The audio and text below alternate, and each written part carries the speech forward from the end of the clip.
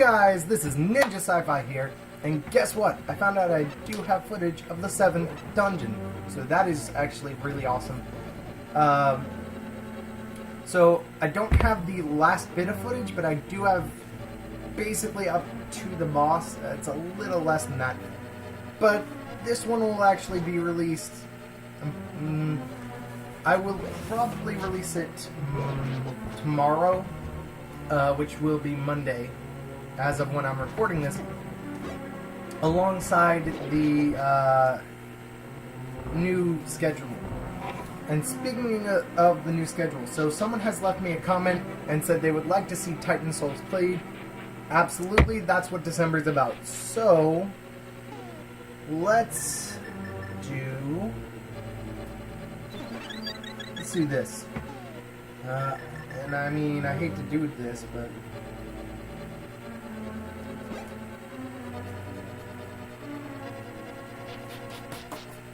okay, we will do. Actually,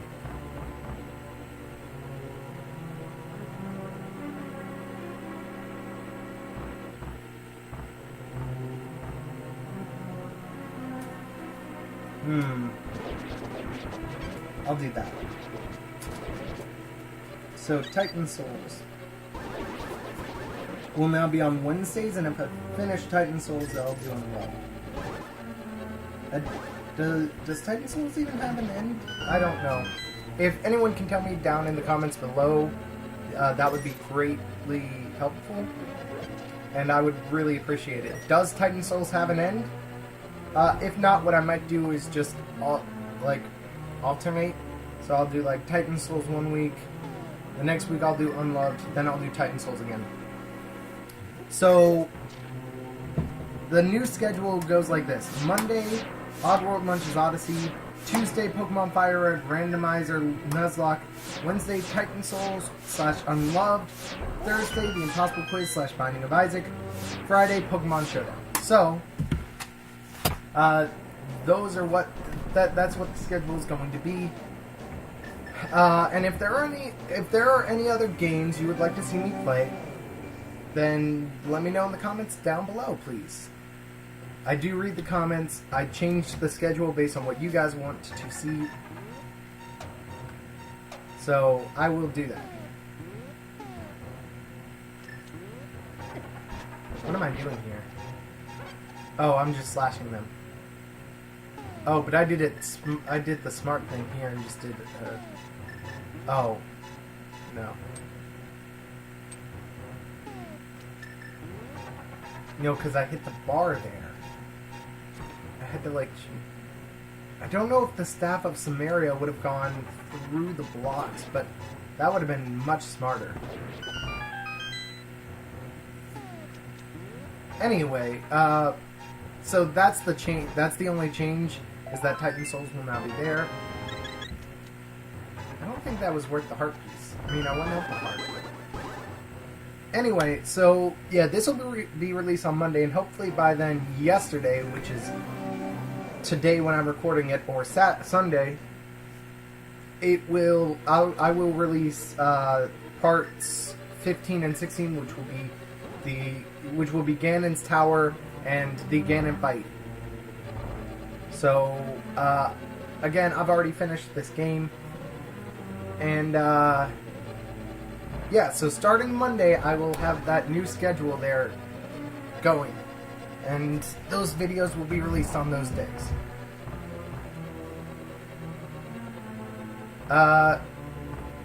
Another thing up for discussion, and that this is something I want your guys' opinion on.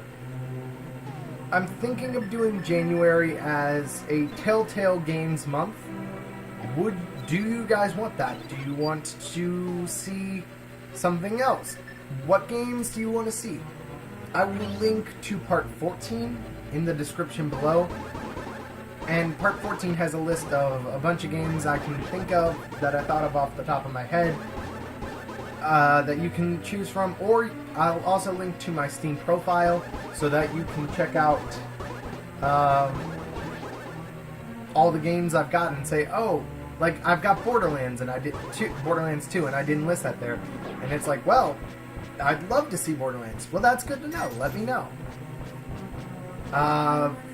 There are several other games, and they're just slipping my mind right now, but let me know. I absolutely listen, so...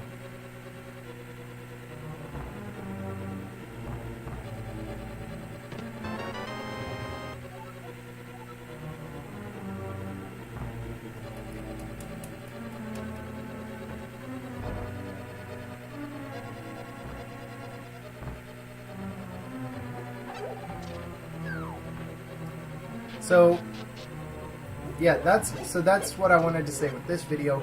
Also, you know, this game was definitely fun to record. It was definitely fun to play. And as part of that, you know, until next Zelda month, I won't do any more Zelda games unless you guys want me to.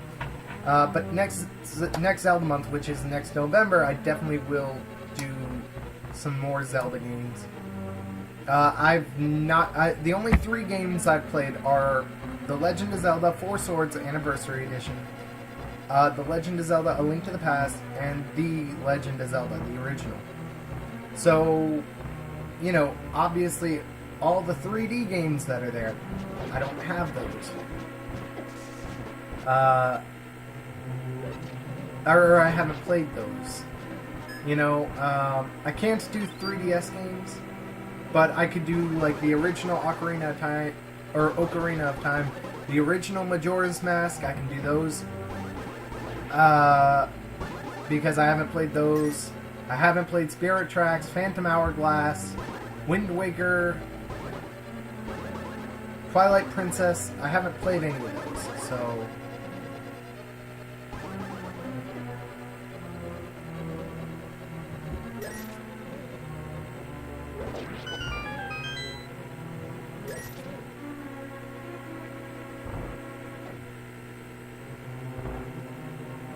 Anyway, so let me think. So topics related to this game, instead of what I've been talking about, which is just stuff about the channel, which is also important, but not quite as important. So what's my favorite dungeon in this game? Because I'm coming to a close, so it's good to start talking about the game some more. Let me think. It's definitely not the ice dungeon. I hated that. Backtracking, many floors, ice physics. It's not Ganon's tower, that's for sure. And I'm not including the castle at the very beginning. The desert one was actually pretty fun. I liked the desert one. Just because the desert one was, the desert one was pretty straightforward, but it had enough exploration to it that you could kind of venture a bit. The third one was also pretty cool with the Tower of Hera, with the switches, and having to lower and raise things. But I hated the boss, so that's a big thing. The boss in the first dungeon was easy. What was the first dungeon? The first dungeon was that. Okay. First dungeon, it's just simple. Like, it's not even a thing of, oh, this is, like, oh, I like this dungeon because it's simple. In fact, it's almost too simple. I just find it much more fun to do the desert dungeon, the desert palace, where it's got exploration to it, but it's not so complicated that you're going through multiple floors. It's not so complicated that you're lost and you have to do X in a dungeon to get through to the next area to finish the dungeon. It's got rooms that give you bonuses for going in there, but aren't required to finish the dungeon. The third dungeon in the Dark World is definitely not it. The fourth dungeon in the Dark World was pretty cool. Thieves Town? Definitely in the sense of, oh, it is just complicated enough. Not that it is complicated, but it's just complicated enough that it's fun to explore. Like, it has 4 main rooms, and the top right one will get you out of there. But if you can't find the key, or you don't have the key, it's in one of the other 3 rooms that are there. And each room had an above and below place that's there. You could either be on top on the bridge type structures or below. That was a pretty fun one, but the enemies would sometimes go under things and you couldn't see them, so you would get hit without knowing why. And that just wasn't fun. And again, as I said in my last video, there I am, not my last video, part 14, which, I mean, look, I've got 999 rupees, and I just went through all that trouble to get those. That's not good. There's nothing else in that room. As I said in part 14, rupees just become obsolete in the end. Because you don't really need to buy anything. I bought my magic potions, and I think maybe that was what I was restocking on here. But I didn't really need anything. With the exception of, well, I didn't need anything. I chose to have some things. It wasn't too bad, this part of this dungeon. Like, I know a lot of people hate it because, oh, it's in the dark and you have to control this thing. And it wasn't that bad. I got lost and couldn't find it a few times, and I took some damage. But it wasn't that bad. But as I was saying, rupees just don't matter when you get towards the end of the game. And that's the part where, right there, where I realized, oh, I need to hit the switch. Because I'd seen several other people play it and be like, oh, yeah, get to the switch. But I had forgotten. I do also like that the Cane of Berna lets you create the platform here and move around. I would have liked to see more with it. But not the type in the first part of the dungeon, where you have to shoot the 4 things in order. No, I mean the part... I mean this part here. Yeah, there are obstacles, but there are plenty of points to turn around so that you don't get hit by the obstacles, and I like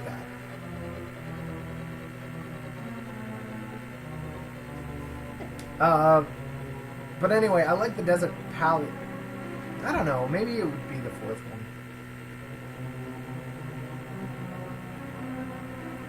one. The 5th one was the Ice Palace, definitely not. The 6th one was Misery's Mire. It's just a little too open at some points and then a little too close off at others, and you have to hit a switch to continue.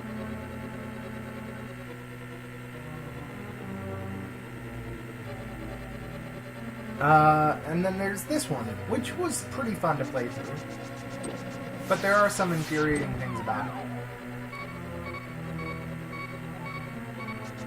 Also, if you play this and you're not on a randomizer, these chests are all rupees. At the start, except for the very last one. So you don't need to go through and be... You don't need to go through and get every chest. Oops. But yeah, so I would say the second one, the Desert Palace, is my favorite.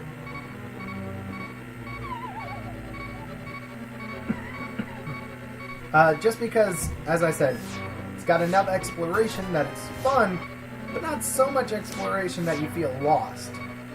And it rewards exploration. You do need a key or 2 here, but basically you can go through the entire dungeon, and you only need to find the big key to get through it. Which I really liked. The 3rd dungeon you really didn't need anything to get through, but you needed the mirror and the moon pearl to get to it, but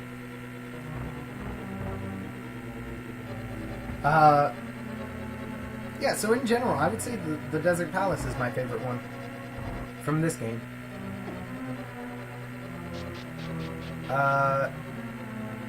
And then if I wouldn't even go into the first Legend of Zelda about, oh, which is my favorite. Because I can't remember them. And I would probably say the first one because it's the simplest.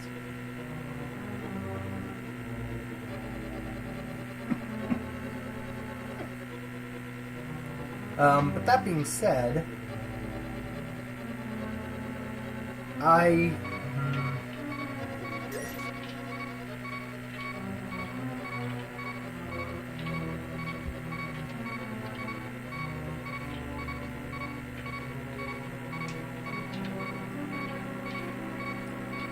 mean, they did HD remakes of Ocarina of Time and Majora's Mask, but did they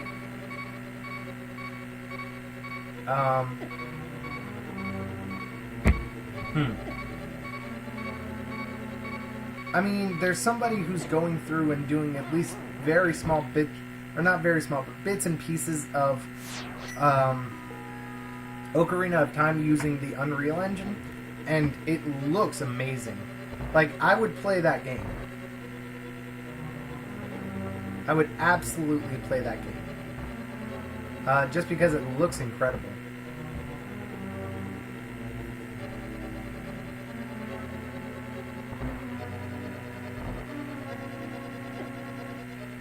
I mean, graphics-wise, of course, not. I mean, it looks pretty good gameplay-wise, but they could have fixed some things since they were remaking it.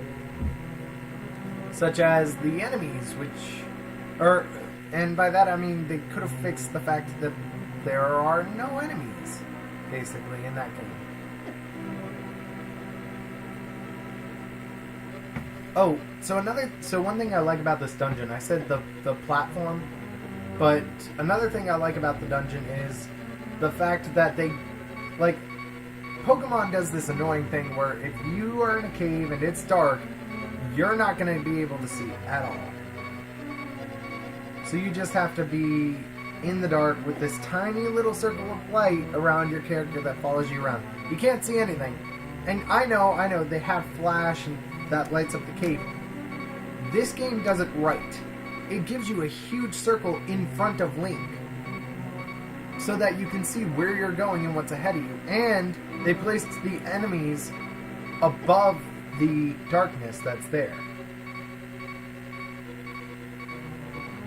So you can see where, if you're about to head into danger, like here, it's over the darkness. So I can see it. In Pokemon, they give you this tiny circle where you can't see anything. And if you use flash, you're not in the dark. Here you're in the dark, and you can get through without needing to light it up at all. I'm just saying, this game does it right. They give you enough light that you can also, because it's giving you a small section of it, you can piece together what you need to do, or where you need to go. Oh, I think there's a key in this glass chest.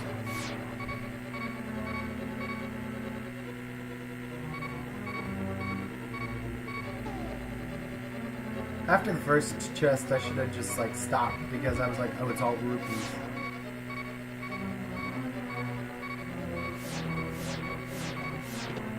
Oh, I used magic medicine.